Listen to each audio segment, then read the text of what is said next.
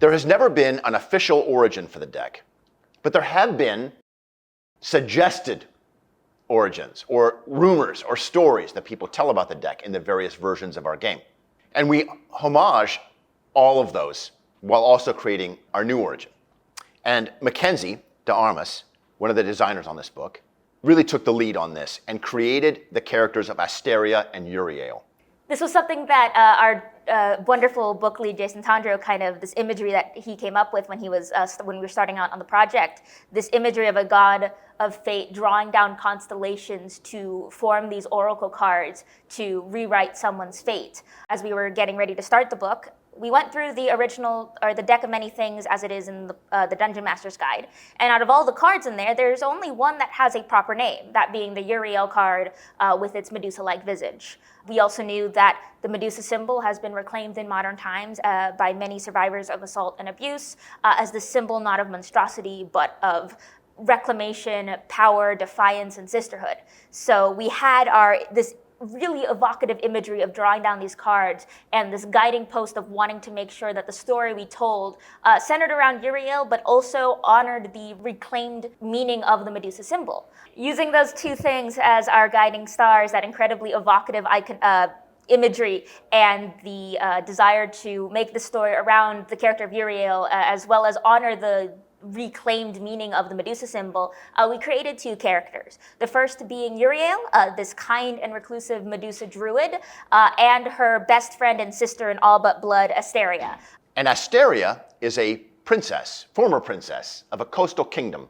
And in an accident, she got swept away by the waters and discovered Uriel's lair. The deck was created because Uriel and Asteria get in trouble. Uriel's imprisoned, and Asteria tries to rescue her, but the odds are too great. And finally, she gets the attention of Istis, the goddess of fate, and says, listen, we're going to rewrite our destiny. We're going to get a new fate. And that's where the cards come in. So the deck is created for Asteria to save Uriel. And they've had a lifetime of adventures ever since. Uriel's mostly retired now. She lives in the Outlands, and they've got a home together there. But Asteria has never aged since that moment.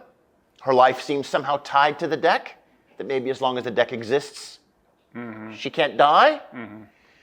And so she's continued to have a long adventuring career. But they serve narratively as a source of truth about the deck, a source of information.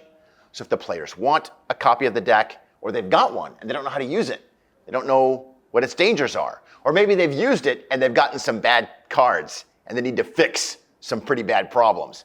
Maybe one of them has had their soul whisked off to the void, or they become trapped in the donjon. Asteria can help them fix those problems if they can earn her trust. The story itself deals very heavily with themes that are intrinsic to the deck itself, these ideas of fate and chaos, and the idea of looking at the rules and roles and story that the world has defined for you, and not only refusing it, but reclaiming it and taking it on and rewriting it on your own terms. It's a story that has resonated quite a bit with me when we were creating it as an autistic individual, which is why I'm super, super proud of the fact that Asteria is actually our first canonically and intentionally autistic D&D hero in the longstanding history of D&D's publication.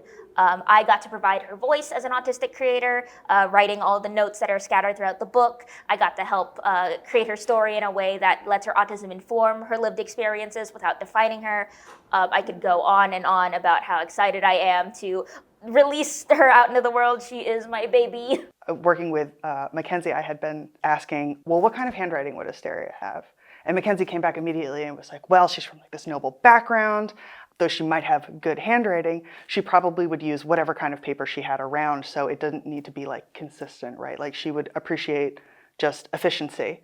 And so going throughout the book and you see those notes, you'll see just like the little scraps of paper that Asteria writes on. And the idea of like, I have important information to tell you, but it doesn't need to be presented very well. It's just, it is what it is. It's like, for some reason that just like, it felt very relatable, and it was just very endearing to me. It was just a joy to be able to get her quotes into the book, getting her talking in her own voice, seeing her thoughts throughout everything, and at the end of the book, like her sign off, essentially being like, oh, and now the book's done. And I think that kind of consistent thread throughout the book is really like, that's the exciting thing for me, is whenever we have a perspective character. And I think Asteria is just like a really richly made character. And these are characters that are statted out as well. Oh yes, in true D&D fashion, both Asteria and Uriel have actual stat blocks. They're both CR18 with legendary actions. They're very, very powerful and wonderful, and if encountered in tandem are quite the terrifying encounter. We also include several adventure hooks in case you want to introduce either Asteria or Uriel into your campaigns as NPCs or patrons or even adversaries. Finally, we also include a small little adventure location out in the Outlands, which if you have followed our Planescape stuff, you will recognize. It's a small little castle area in the Outlands that Asteria and Uriel have reclaimed as their own. It has many cool features, including a magical garden that may or may not have some magical flowers that can be used to undo some of the more detrimental effects of the deck as well, which is super exciting.